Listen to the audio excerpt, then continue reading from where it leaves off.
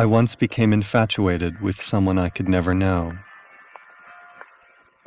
He was a loner and a rebel, a tragic character determined to sacrifice himself for some higher purpose. Most people dismissed him as a lunatic or a fraud, but they had been deceived by appearances. I wouldn't do that if I were you, John.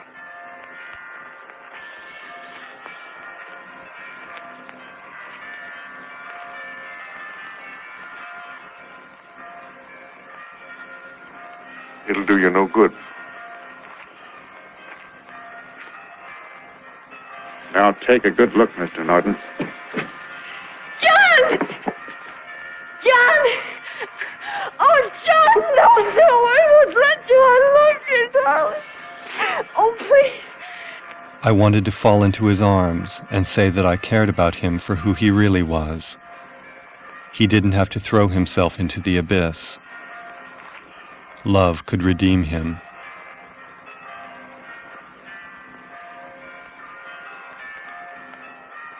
Oh, I love you so much. Yeah. Please come with us, Mr. Jones.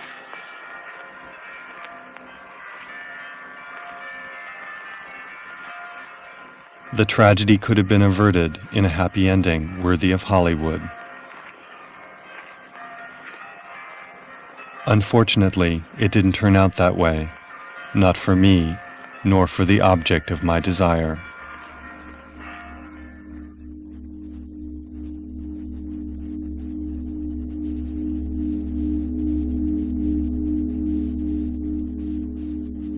I first saw Alain Lambert in an advertisement. I was so impressed by his beauty that I cut out his picture. With his pale skin and black hair, he looked slightly unreal. The white spot on his red lips is just a gap in the dots of color that make up the image.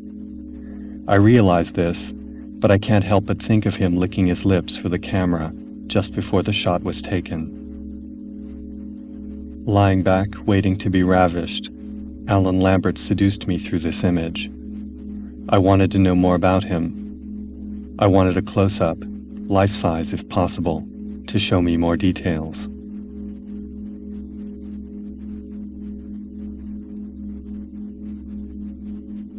Alain's picture was used to advertise a phone sex line called Uncut Talk. The name plays on an ambiguity. Uncut can mean uncensored or uncircumcised. I'm not sure how someone can tell if a man is uncircumcised just by speaking to him on the phone. I doubt that Alain ever worked for this service. I do know that he was uncircumcised. On the other side of Alain's picture is an image of a Latino model named Chris Stone. I think another part of the advertisement featured Matthew Windsor, a British model.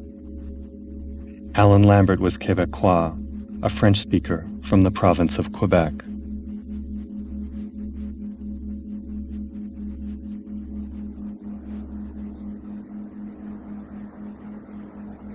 Los Angeles is the center of the gay porn industry. 2/3 of the manufacturers and almost half of the distributors of gay adult videos are located in Southern California. Most videos not shot on location are produced in the San Fernando Valley. There are no studio tours or theme parks in the all-male video business. But in some respects, it resembles the Hollywood movie industry.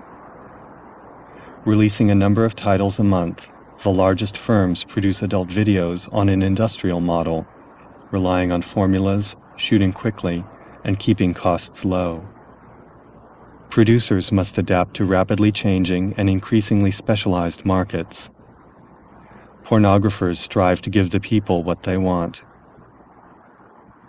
In the case of gay adult videos, this means giving some people certain things which, due to the constraints of commerce and propriety, are missing from Hollywood cinema. This irony is not lost on adult video makers. Some producers search the trade papers for accounts of Hollywood films in pre-production. They produce their own videos quickly enough that pornographic versions of Hollywood films are often released before the originals they imitate. Appropriately, most of this activity takes place just over the hill from the Hollywood sign.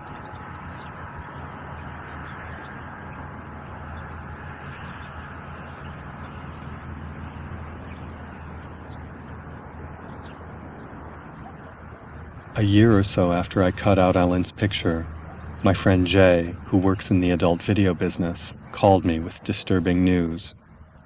He said that Alan had committed suicide. Jay had always liked Alan and mentioned that he didn't seem capable of killing himself when they last met.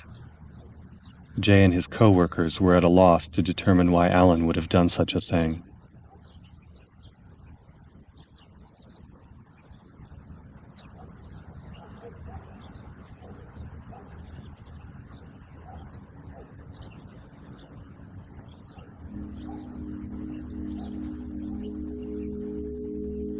I was moved by Alan's death, even though I had never met him. For me, he existed as an image, not as a real person, but in a way that didn't make him any less important. Alan reminded me of the first time I saw men having sex with each other. When I was young, I hadn't realized that men did such things until I saw a pornographic magazine. Suddenly, there it was, all laid out for me. I was shocked and excited at the same time. Long before I acted on my own desires in any direct way, I had proof that others acted on their desires. I also had an example to imitate and an ideal to live up to.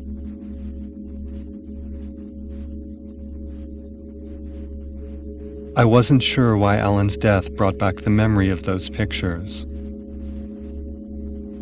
I searched the oldest porn magazines I had in the hope of finding a face that resembled Alan's. I never found that early version of Alan Lambert. This image, if it existed at all, had been replaced in my mind by more successors than I could count. But I still wanted to associate Alan with the thrill of my discovery.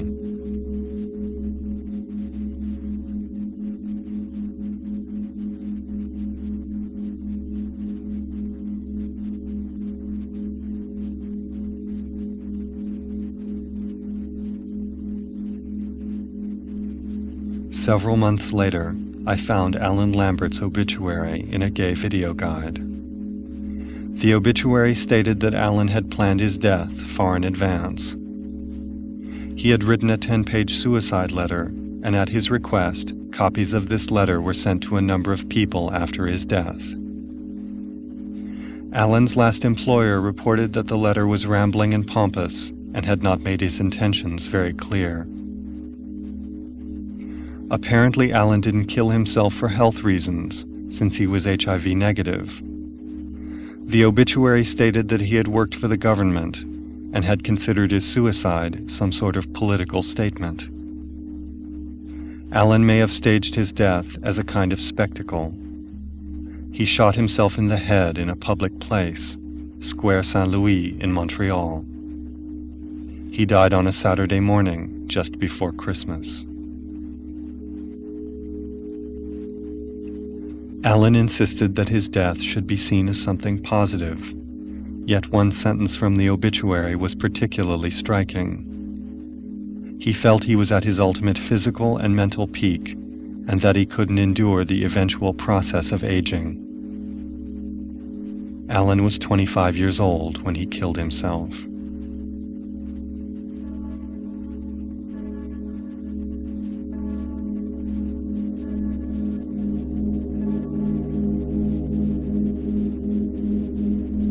The only other information I could find about Alan Lambert was a list of the videos in which he had appeared. I thought that if I saw all of these tapes, I would be able to reconstruct Alan's career, or learn something about his life.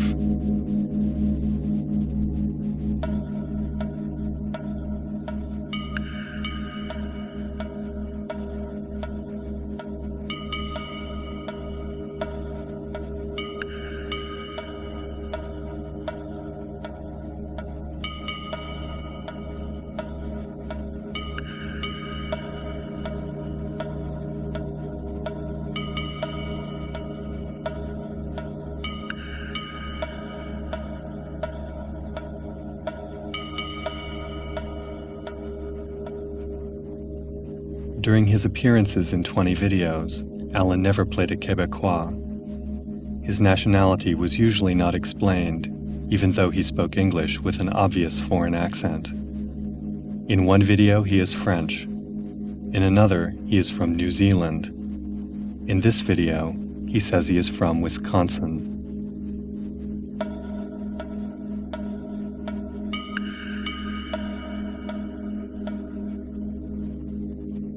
Chris Dano, a model who is half black and half Hawaiian, fucks Alain Lambert by a roaring fire in a mountain lodge. Shortly after this scene was shot, due to a change in law enforcement policies, it became illegal in the state of Georgia to sell videos in which a black man fucks a white man. Some producers discontinued sales in Georgia, and others, wishing to sell their products in every state, stopped including interracial scenes in their videos.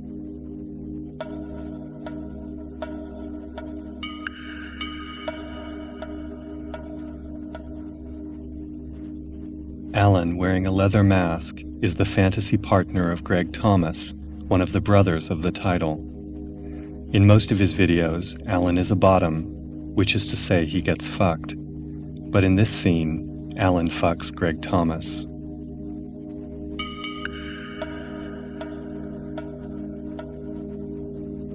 A model named Jimmy Lee appears in transitional segments of this video. He looks young and strikes a defiant, nonchalant pose. A cigarette dangles from his mouth. In the last scene, Jimmy masturbates to a climax. There is a close-up of his hand as he pinches his nipple. Discolored with burn marks and scabs, it looks like the hand of someone much older. Jimmy Lee seems to have had a hard life, and it shows up not on his face, but on his hands.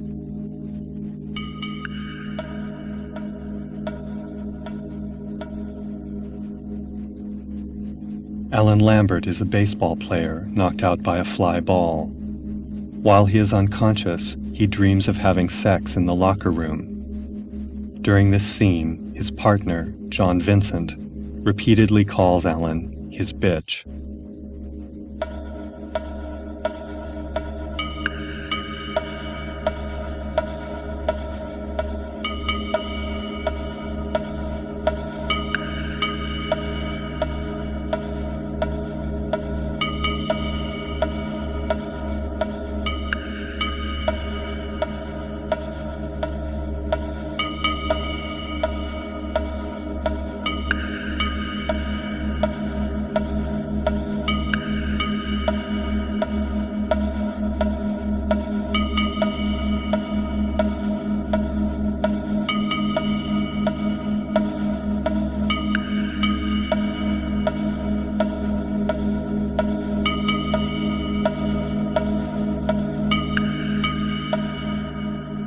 Alain Lambert and Andrew Michaels are narrators who tell sex stories. These stories serve as the basis for pornographic episodes. Alain treats Andrew Michaels with noticeable condescension. Alain tells him that he has been in the Navy for 15 years, an obvious lie, and laughs at him for believing it. The two narrators eventually have sex with each other. Andrew Michaels seems to be less than enthusiastic about his role in the video. Reports describe him as a garage mechanic who is married and has children. He is, as they say in the business, gay for pay.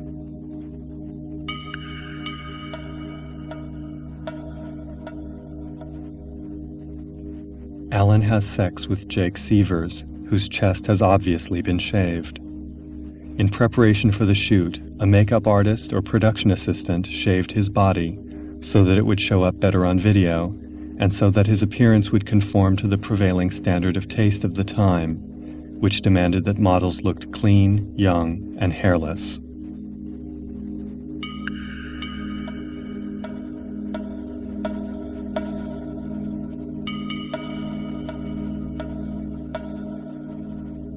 Four videos featuring Alain Lambert contain scenes previously released under other titles. Re-releasing the same material in different packages is accepted practice in the adult video business. These compilations are usually organized by theme. Some feature models who didn't do much work, but who later became very popular.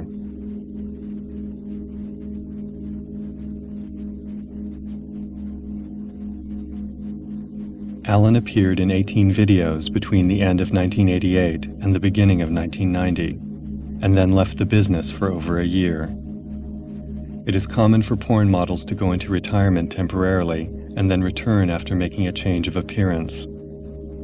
A model may drop out of sight to avoid overexposure, to reinvent his persona, or to placate a disapproving boyfriend. After his hiatus, Alain Lebeau returned to gay porn with a new look.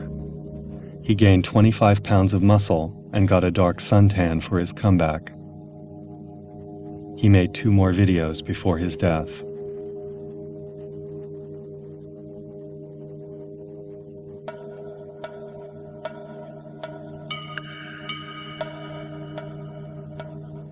Alain Lebeau has sex with Aidan Shaw, whose penis was to have been the model for the first dildo with a foreskin. Sex toys and novelty items are important ancillary products for some adult video firms. The producer of this video markets a dildo cast from the erect penis of retired porn star Chris Lord. This sex toy is well known as the largest dildo with a living human model. It is as big around as a forearm.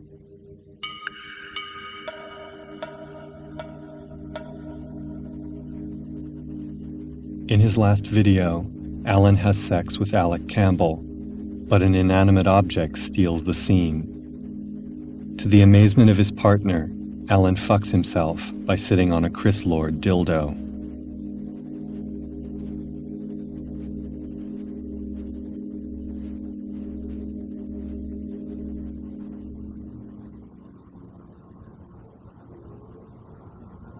I thought that I might have learned all I could about Alain Lebeau, but then a friend put me in touch with someone who had known Alain well. Elle had just quit his job in the adult video business.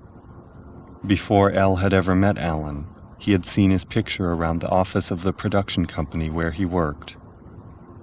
He was happy to hear that Alain would soon be making a video with the company. Elle could hardly wait to meet this hot number in person, and when he did, he was pleasantly surprised. Elle explained that he was intrigued by a man who bluntly stated that he was superior to ordinary people. Elle found the intensity of Alain's convictions very attractive. Alain espoused a variety of radical beliefs. He anticipated the fall of capitalism in the near future. He was also preoccupied with apocalyptic speculations. Alain's thoughts about the end of the world seemed to lead him to consider taking his own life. Alain spoke to Elle about the possibility of killing himself months before his death. Alain confidently assumed that he would be reincarnated. Elle was fascinated, but he confessed that most of Alain's theories were a bit over his head. In a way that probably struck Elle as rather smug, I said that I hadn't expected such complex thoughts from a gay porn model. Elle shied away from the term model when referring to talent in gay porn. He preferred the word performer, since having sex on camera with strangers requires acting ability. He confided that he almost never had affairs with the performers he saw on the job, but Alain was an exception. On the night they met, the two of them talked until very late and then slept together. They broke the rule against performers having sex the night before a shoot. Alain said it would be better that way, since he could fantasize about Elle if his partner on the set was less than inspiring. The last time Elle saw Alain, he was to have appeared in a scene that was never completed. Alain arrived on the set from Montreal on the morning of the shoot. Normally, performers arrived a few days in advance, so they could get ready for their scenes by working out at a gym, tanning at a salon, or getting their hair cut. Since the producers of this video had worked with Alain before, they trusted him to show up prepared. Alain was a bottom in his scene. In keeping with the standard practice in the industry, he had to have a clean-shaven ass for his close-ups. It was Elle's job to shave Alain. As he did it, Elle noticed that Alain had a small hemorrhoid. Alain had neglected to have it removed before he left Canada, and hadn't warned the company about it. The hemorrhoid was a blemish that ruined Alain's appearance for the purposes of the video. A minor imperfection such as this could set back the whole production, so Elle was obliged to tell his employers about it right away. A rumor spread quickly. Soon the technicians and other performers were whispering about what was wrong with Alain. Elle imagined that the experience was quite humiliating for his friend, but in the hectic atmosphere of production, the two of them didn't have a chance to discuss the matter. The director took Alain aside and dismissed him from the set. Elle remembered that the producers left open the possibility of working with Alain again. No one had said to him, "You're finished in this business." But as it turned out, Alain never made another video. He was sent back to Montreal on the next available flight, and he killed himself a month later. Elle didn't know about Alain's suicide until 2 weeks after it had happened. His employers told him when he returned from a business trip. He felt numb when he heard the news. A superior handed Elle a copy of Alain's letter and said that he had always suspected the guy was a fanatic. Another employee said it was a shame that they would have to replace such a hot model. Elle was shocked by the company's indifference. Elle took this incident very personally and eventually left the porn business for a while. For reasons that he never told me, Elle had been in despair when he first got to know Alain. At that time, both of them were thinking about suicide, and they discussed it at great length. Elle subsequently came out of his suicidal period, but Alain ultimately decided to kill himself.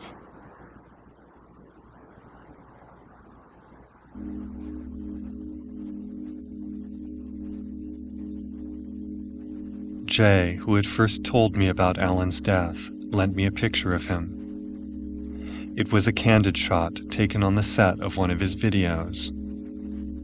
I had the notion that it captured the real Alain, not the idealized Alain who was groomed for performing in porn. He seemed a bit bleary-eyed. Perhaps he had just gotten up. That day, Alain probably made between $600 and $1,000 for a few hours' work, which would have ended up as one scene in a finished video.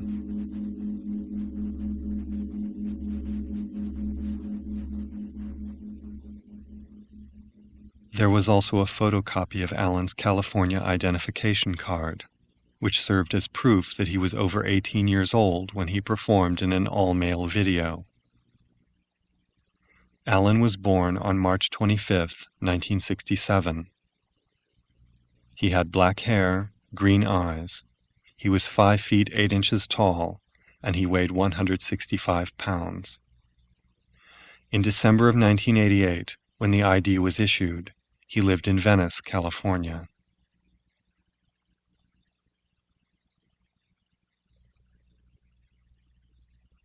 The most interesting thing about the ID, although this didn't concern the gay porn business, was Alain Lambert's real name, Alain Lebeau.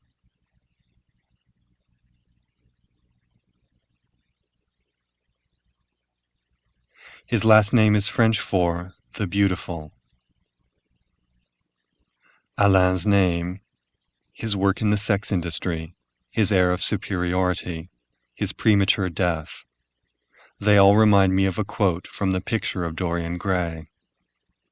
Beauty is a form of genius, is higher indeed than genius, as it needs no explanation.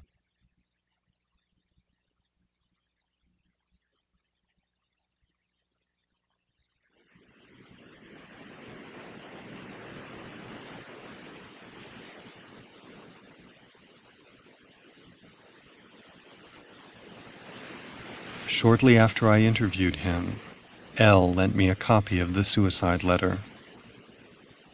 I had been waiting a long time to see it, and I thought somehow it would explain everything. The first paragraph reads, "This text was written in the last hours before my death. It exists, on one hand, to try to explain to you why you must not associate my death with the despair of a man in the face of the absurdity of his existence. And on the other hand, it exists to permit whatever individual who, in retracing my path, would wish to make sense of my intentions." Unfortunately, I found the letter completely baffling. Alain wrote in a convoluted style and used words in ways I didn't understand. At times it seemed as though he had invented his own vocabulary. Alain may have written the text in haste, or perhaps he was using English that he had learned from hearing and speaking, rather than from reading and writing. The first page of the letter was in French, and the following 9 pages were in English. I thought that Alain must have expressed himself more clearly in French, so I showed the letter to my friend B, a native speaker. B assured me that the first page of the letter was just as confusing as the rest. She described the prose as tortured. The only thing I could say with confidence about the letter was that it was the work of someone with a very idiosyncratic view of the world. There were 2 sections. The first was called Manifesto of a Communist Party. The second, The Hedonist. The titles seemed to correspond to different images Alain had of himself, as a political radical and as a sexual adventurer. I could only guess what connection he saw between these 2 personas. In the first section of the letter, he predicted that the world would rise to the next order, communism, and finally attain the absolute future in anarchy. In the second section of the letter, he mentioned the accomplishment of a singular sexual activity. I told B that I hoped to make a film about Alain, but I had very little information about him. I would try to interview his friends, but it would be rather difficult to contact them. Alain mentioned a number of people in his letter, but he rarely used their last names.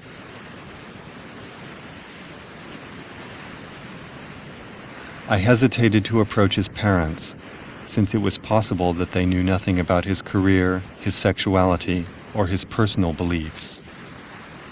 If they didn't know already, I certainly didn't want to be the one to tell them why their son was an interesting subject for a film.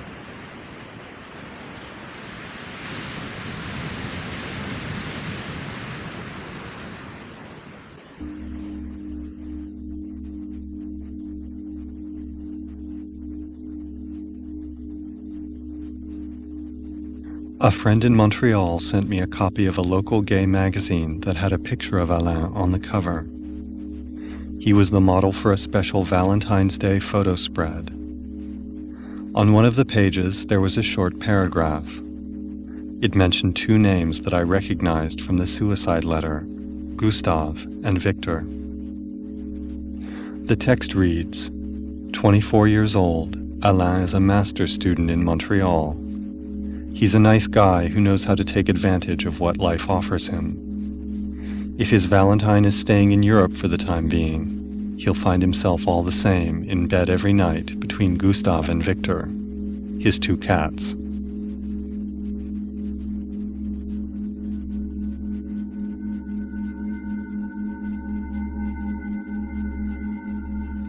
The photos of Alain are not sexually explicit, but they must have been taken shortly before his comeback in gay porn. He is much more muscular than in the early videos. This gives him a somewhat hard appearance, and his face seems to bear the mark of some strain.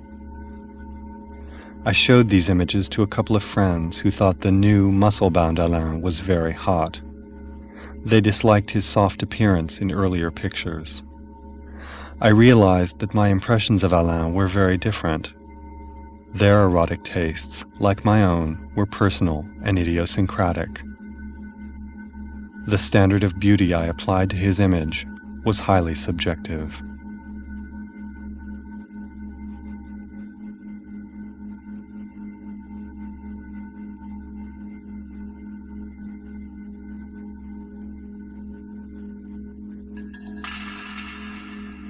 There is also a social aspect to this question, since many people agree about who or what is beautiful at any given moment.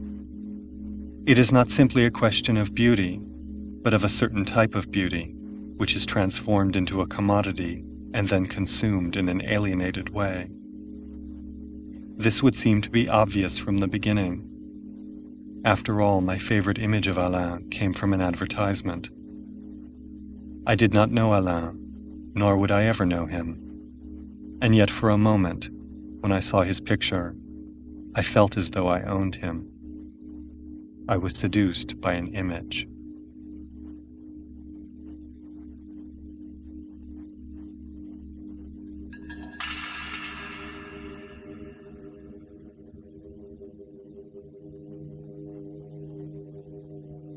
A whole range of commodities can be seen casting flirtatious glances at the buyers, in an exact imitation of, or even surpassing the buyer's own glances, which they use in courting human affection.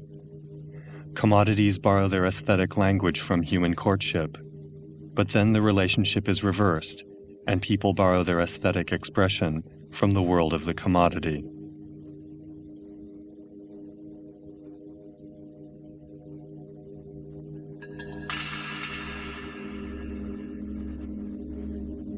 In gay pornography, the language of courtship is masculinity.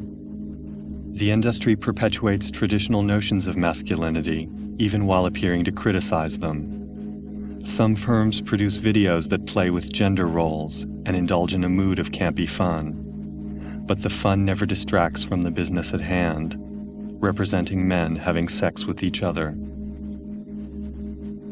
The firm that makes some of the most popular gay adult videos observes very strict production policies. Expensive, well-shot, and competently edited, their videos display the height of professionalism. Spectators can see where the money went. There is enough variation to keep the product from being completely formulaic, but the videos include nothing too eccentric or perverse, and certainly nothing to compromise the all-important impression of masculinity. Smooth, tan models perform sex acts with athletic, almost military precision, but without much affection. Sometimes it is even difficult to tell the models apart in this army of new-style clones. The career of a successful performer often follows a familiar trajectory.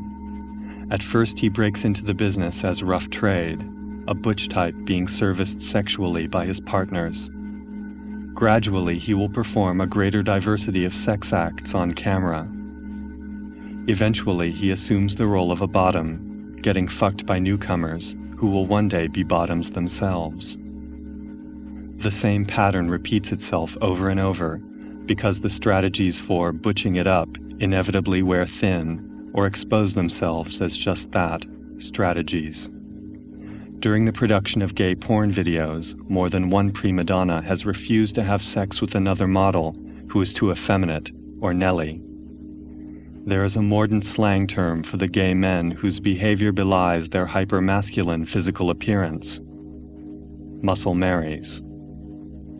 A sense of failure in the pursuit of a masculine ideal may have prompted an ironic headline from an American gay magazine of the 1950s. Bodybuilders aren't masculine enough.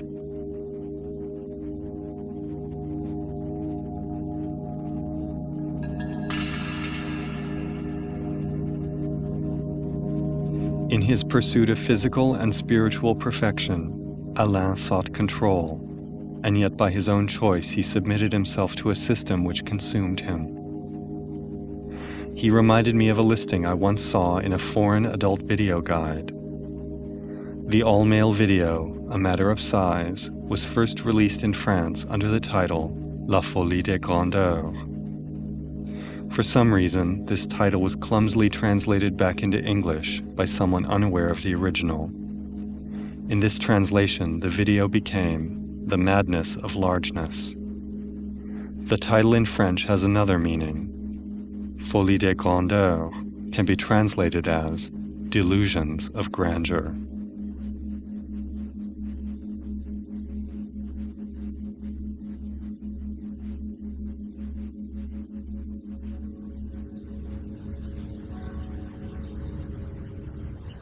With the help of an acquaintance, I got the addresses of the two people closest to Alain. I wrote each one of them a letter requesting an interview. I hoped that they could answer the questions I had after reading the suicide letter. I also hoped that they might give me a sense of what they had loved about their friend. After months of investigation, I was still in the position of a well-informed fan. I had seen every porn video Alan Lambert had ever made. By sight, I was familiar with every surface of his body, but I knew very little about his inner life. About a week after I sent the letters, I got a telephone call from one of the people to whom I had written. The man on the other end of the line, R, had known Alain since high school. I almost missed what he was saying because I wasn't accustomed to his accent. He pronounced his friend's name differently than I had expected. To my ears, it sounded like Alain. R was polite but cautious in his conversation. I was so surprised to hear from this person that I could hardly think of what to say to him. I mentioned something about cleaning up after the Northridge earthquake, which had happened a while before. R seemed interested and asked me if the earthquake had been an opportunity for anarchy. I told him no. In the aftermath of the earthquake, the situation was relatively orderly. The last anarchy Los Angeles experienced had been during the riots of the previous year. From what I could gather, R and another young man, D, had been Alain's closest friends. D was in charge of making sure that Alain's last wishes were carried out. R didn't make any promises to cooperate with my investigation, but just before he said goodbye, he made a provocative remark. R said that he and D had always known someone would make a film about Alain. They just didn't think it would happen so soon after his death. Several months after this telephone call, I received a letter from D. He and R had discussed the matter and had decided not to consent to an interview about Alain. D expressed doubt that I could, as he put it, convey the complexity of Alain's life in a way which clearly links his aesthetical and analytical philosophical beliefs in a positive light. R and D declined to participate in a project over which they would have no control. I was surprised by the reaction of R and D to my inquiries. They defended Alain's philosophy, and yet they wouldn't help someone to understand it. I wondered what kind of power Alain exerted over these two young men, and what ideas they were protecting after his death. It was as though I was dealing with the legacy of a great intellectual, but one that seemed to have only two disciples. They may have felt that Alain deserved something better, or at least bigger, than I could develop from the material. Alain wrote in his suicide letter, "If I had $1 million, I would choose the best crew and realize this fucking movie I've always wanted to see." Perhaps his two disciples were waiting for a call from a major studio.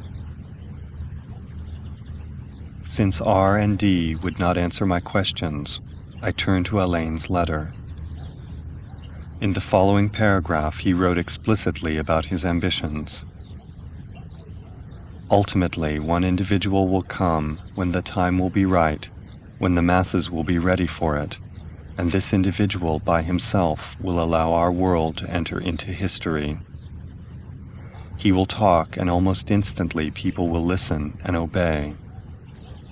Obey not with the support of any act of coercion, but simply obey from their own willingness to make this world a better place for all.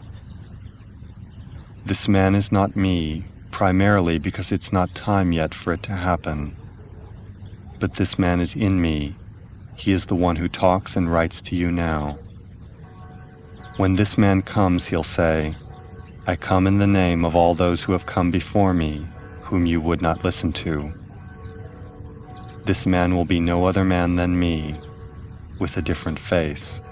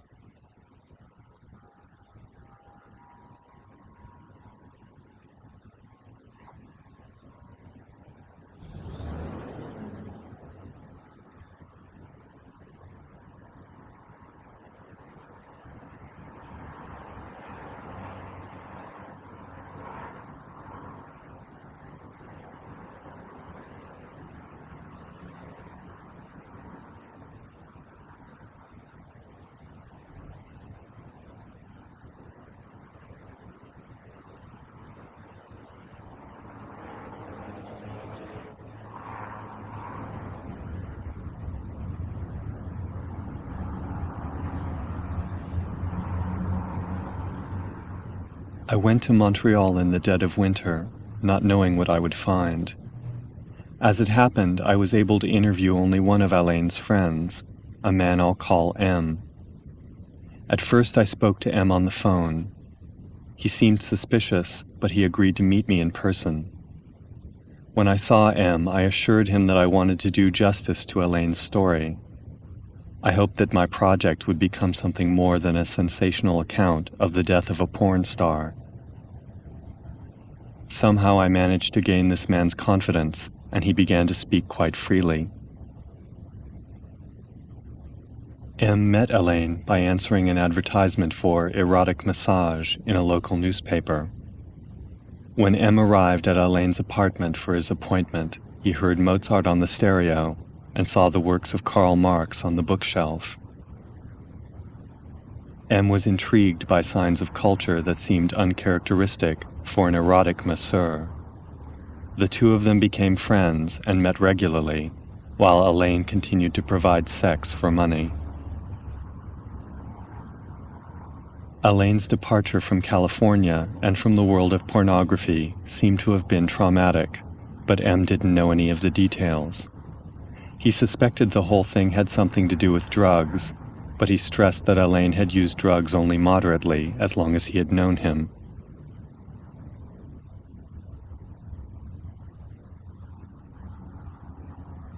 After his return, Alain attended a graduate program at the University of Quebec and supported himself by hustling and performing at a peep show in Montreal's gay village.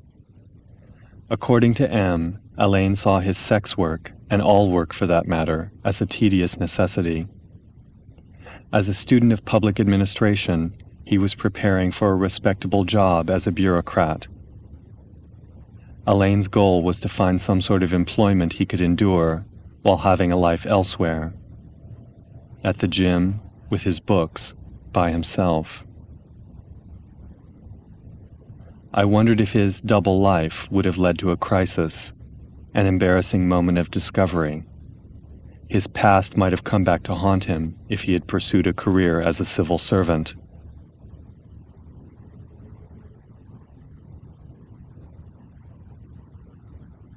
I asked M about Alain's suicide letter. M interjected that there were many letters, and that it had been a long time since he had read the one he had received. M explained that Alain had a personal philosophy which set him apart from most other people. It provided a standard by which Alain judged the world, and ultimately a justification for his suicide. Alain called for a permanent revolution, in disregard of any practical considerations of what kind of revolution might have been possible. He had a loathing of any kind of political activism and made fun of M's interest in politics. He anticipated a new millennium, a classless society made necessary by a deterioration in the present society. For him it would be darkest before the dawn, and he believed that attempts to improve the world would have the opposite effect by postponing the advent of this new world. To some extent, Alain's thoughts were informed by Marx, but it was an interpretation of Marxism with which M strongly disagreed. M found Alain's principles difficult to explain or even to understand. M sympathized with Alain. To be burdened with such a philosophy of life must have made living in the world quite unbearable. Alain was estranged from members of his family, although it was not clear whether they knew anything about his work in the sex industry. His family had not complied with Alain's last wishes.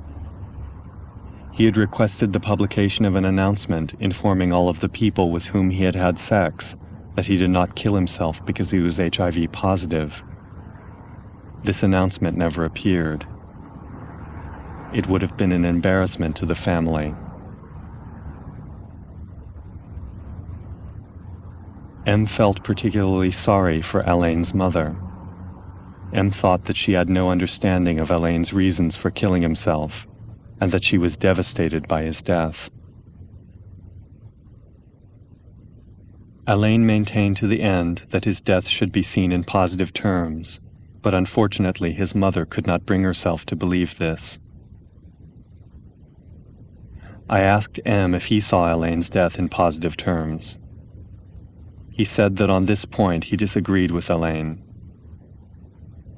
M had considered preventing the suicide, but Alain was determined to go through with an act that he had planned so carefully.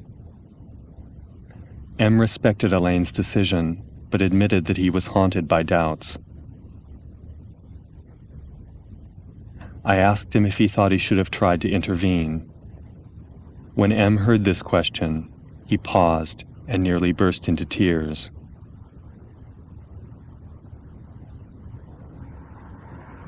M explained that there was a limit to what he could tell me about Alain's life. Alain put his friends in rigidly defined categories and rarely changed his mind about them. He also kept aspects of his past secret from new acquaintances.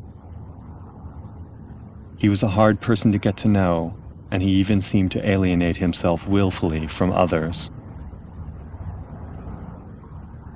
Alain must have had difficulty convincing people of the merit of his uncompromising views, if indeed he tried to convince people of anything. M suggested that a sense of frustration may have caused Alain to look down upon the world with contempt. He was a would-be revolutionary, defeated before he had even begun.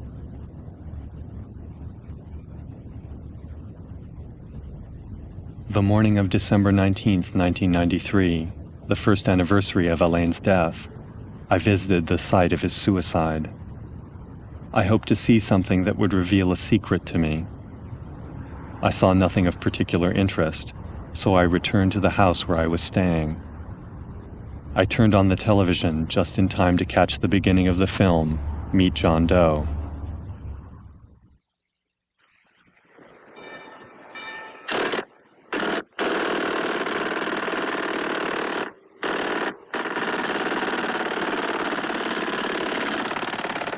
As the story begins, a rich oil tycoon buys a newspaper and revamps its image.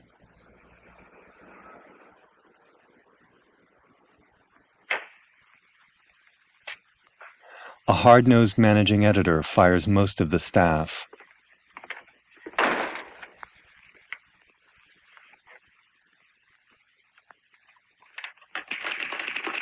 A journalist hoping to save her job writes a final column.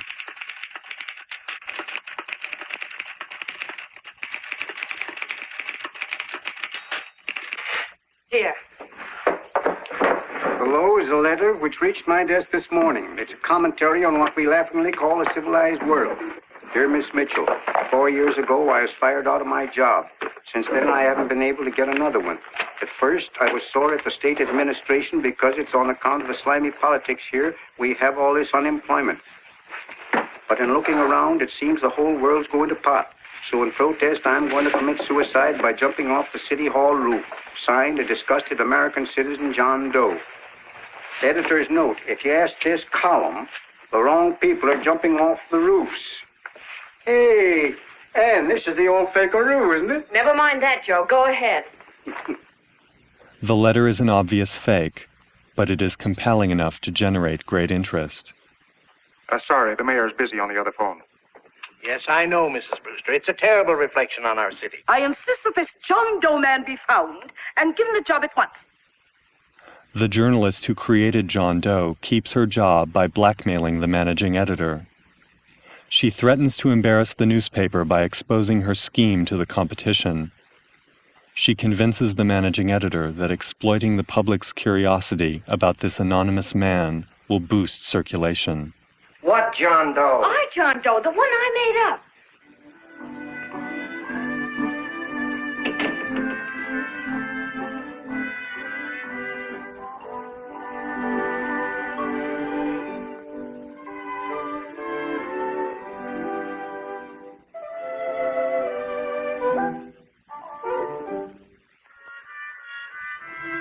The two of them find a hungry tramp to play the role of John Doe, an average American down on his luck and fed up with slimy politics.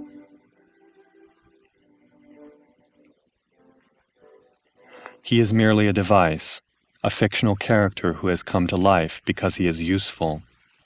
And useful he is as the central figure of a new populist movement. John Doe's protests appear daily in the newspaper. They are represented as the voice of the common man in a hostile world, but they are actually ghost-written by the journalist who devised the original suicide letter.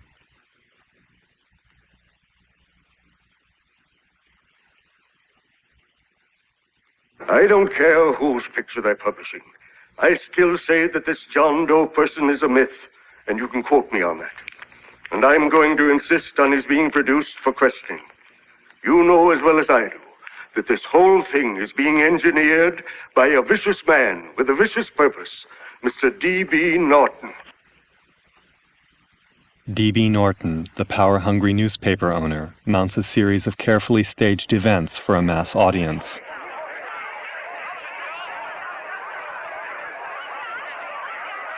The events inspire organizing around the country, but these efforts have no specific political agenda. The John Doe clubs are devoted only to the abstract ideals of fair play, neighborliness, and freedom.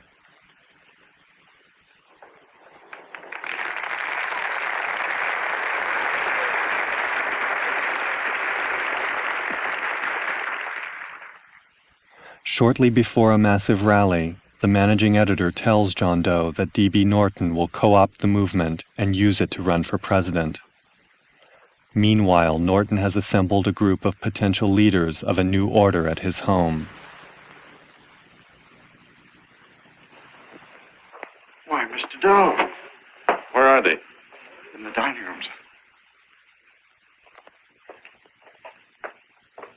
We're coming to a new order of things. There's too much talk been going on in this country. Too many concessions have been made. What the American people need is an iron hand. You're right. That's true. You're quite right, D.B. Discipline.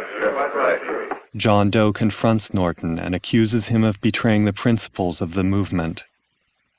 Norton reminds him that John Doe has been a fraud all along, and that the success of the John Doe movement would not have been possible without his power and money.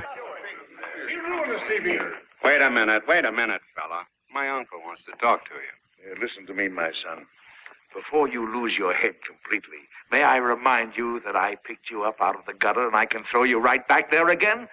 You've got a nerve accusing people of things. These gentlemen and I know what's best for the John Does of America, regardless of what tramps like you think. Later at the rally, John Doe attempts to denounce the fascist intentions of the newspaper owner, but he is stifled and discredited.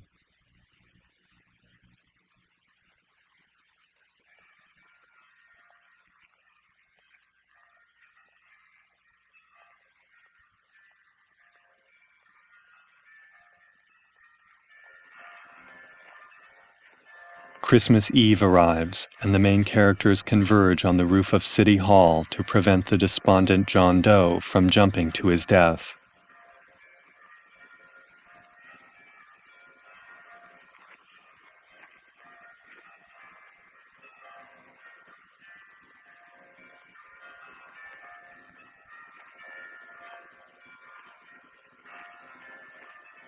I wouldn't do that if I were you, John. D.V. Norton and his circle warn John Doe that if he jumps, his death will be in vain. It'll do you no good. The mayor has policemen downstairs with instructions to remove all marks of identification you may have on your person. You will be buried in Potter's Field, and you will have accomplished nothing. Now take a good look, Mr. Norton. John! John! Oh, John, no, I won't let you. I love you, darling. The journalist affirms her faith in the principles of John Doe and even compares him to Jesus. She has fallen in love with him and urges John to take her with him if he jumps.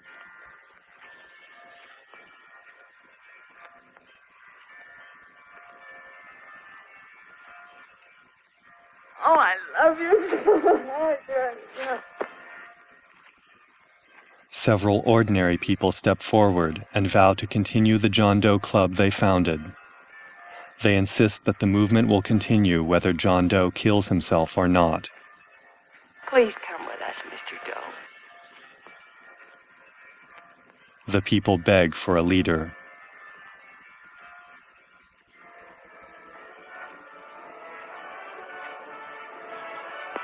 Long John. Mr. Doe. Here, we'll help you with her. She'll be all right. Mr. Doe, take her right down to the car. Right up. Look, we got a car right down for her. Stay on, Norton. The people. Try and lick that.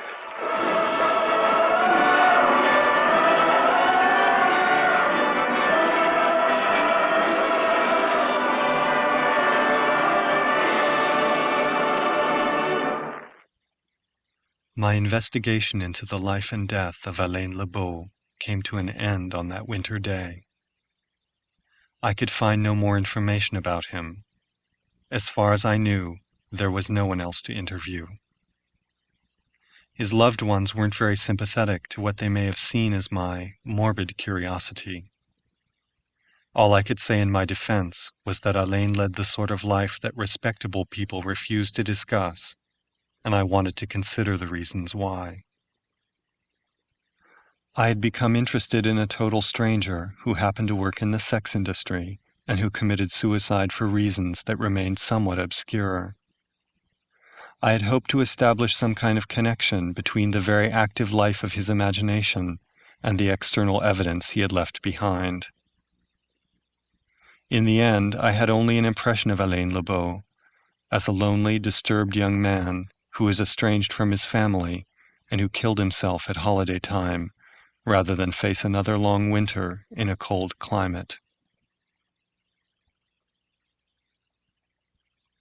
When I reflected upon what had prompted the investigation, I realized that even if it were possible, I couldn't bring myself to uncover all the details of Alain Lebeau's life. I wanted my story of Alan Lambert, porn star messiah, to remain intact.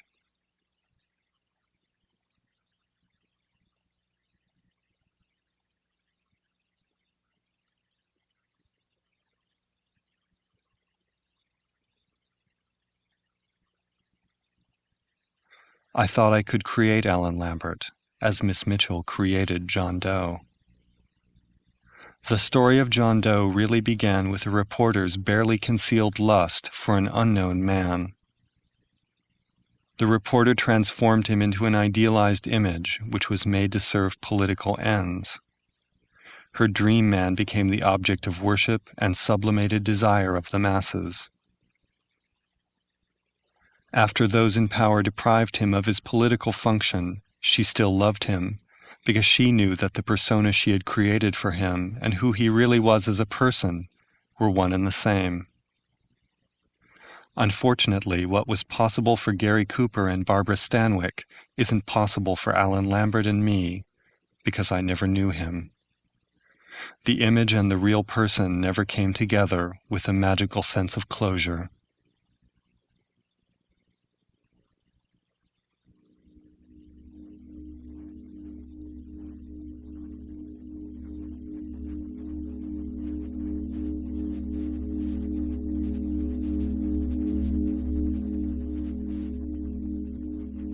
Of course, Alain Lambert was no Gary Cooper.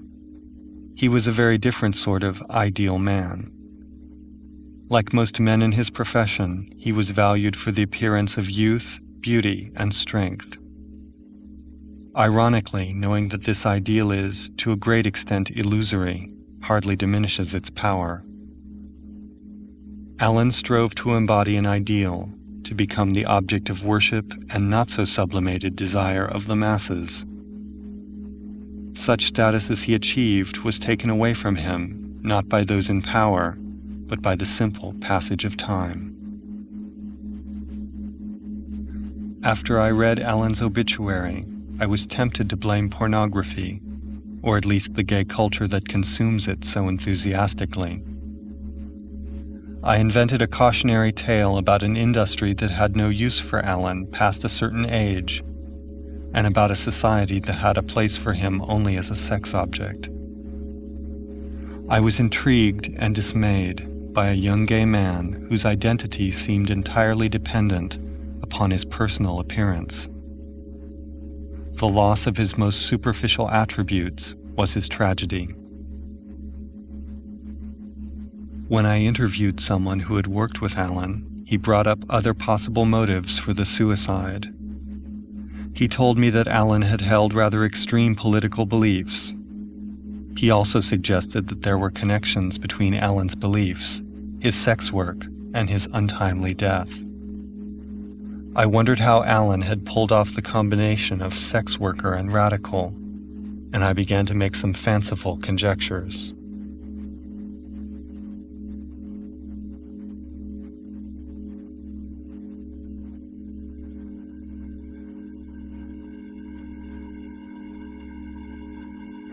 I thought that Alain might have tried to subvert the system that made use of him. I didn't want to believe that he had willingly transformed himself into an object without a trace of irony. I searched his videos for some sign of resistance, a stolen moment, a diversion from the necessity to arouse the spectator. I even hoped to find some gesture or expression that I could say without a doubt was a sign of pleasure or tenderness. As I looked at the videos, what I saw most often were images of men just getting the job done. In the contemporary gay video business, there is little room for personal expression or political subversion. There simply isn't time for it. Alain was no more than a performer trying to cope with the pressures of the workplace.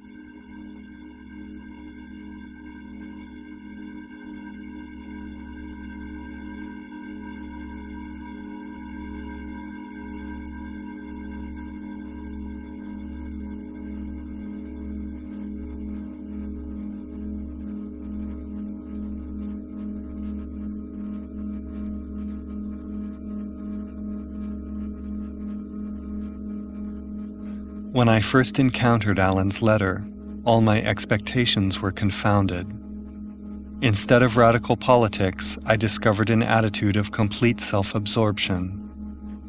A distaste for the real work of politics had led Alain to embrace a passive and irrational position.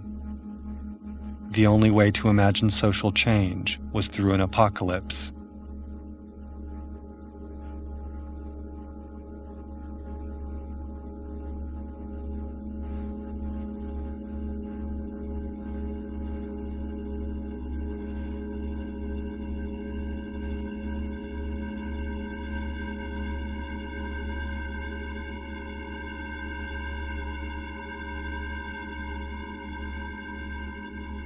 I decided, almost perversely, to consider seriously what I understood from Alain's letter. I gathered research on apocalyptic fantasies and their social consequences. I discovered self-taught messiahs provoking peasant revolts, waging war, and going up in flames. The story seemed more glamorous than any Hollywood movie. The material was seductive, but the more I read, the more intense my skepticism became. From Alain's letter and my conversations with those who knew him, I assembled a sad story. Alain believed that he was destined to play a crucial role in an apocalyptic scenario that would unfold during his own lifetime. Perhaps when it became clear that his life would transpire on a more modest scale, he decided to commit suicide.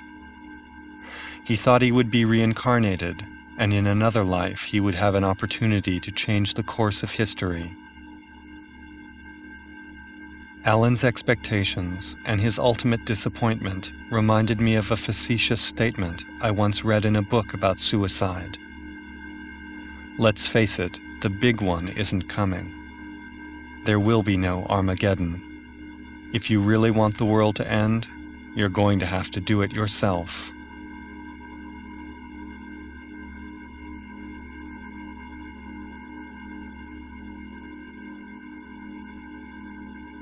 I began to suspect that Alain's messianic fantasies served a prosaic purpose. As a sex worker, he sold his body, and at the same time he wished to transcend his body. His philosophy may have been a means to escape the alienation of the sexual economy. His mystical preoccupations kept him from acknowledging that he was a mere tool, a cog in a machine. This machine, an economy of images of which the sex industry is only a part, satisfies many desires, but to a certain degree, it also creates them. Some people benefit from the work of this machine, while others are destroyed by it. In any case, it continues to function, regardless of the death of one individual.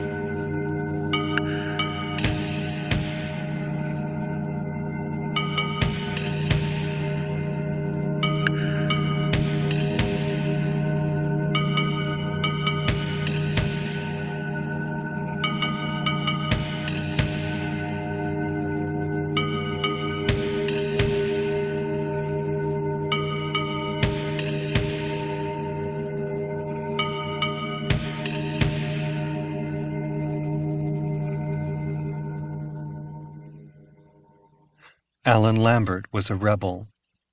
He stood in opposition to what is not very clear. Unfortunately, it is clear that he did nothing concrete to realize his revolutionary projects.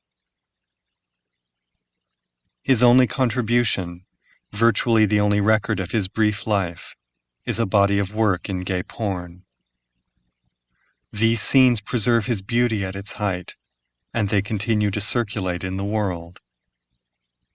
This sad legacy reminds me of something written by Georges Demeny, a pioneer of the early cinema. The text appeared in 1892, 100 years before Alain's suicide. How many people would be happy if they could only see once again the features of someone now dead? The future will see the replacement of frozen, motionless photographs with animated portraits. Physiognomic expressions will be preserved as voices are by the phonograph. We will do more than analyze. We will bring back to life. In the intervening century, motion pictures did achieve a kind of victory over death. But in the case of Alain Lambert, I'm left with doubts about the human cost extracted in the process. Even as he died by his own hand, Alain may have known that he would attain immortality by means of a cinematic illusion. What he could not know was the exact form of his reincarnation. Alain probably would have disagreed with the conclusions I've reached in my investigation. I've become disillusioned with a figure I once thought held great promise. But it's possible that in some way Alain never could have predicted. I fulfilled a modest part of his ambition.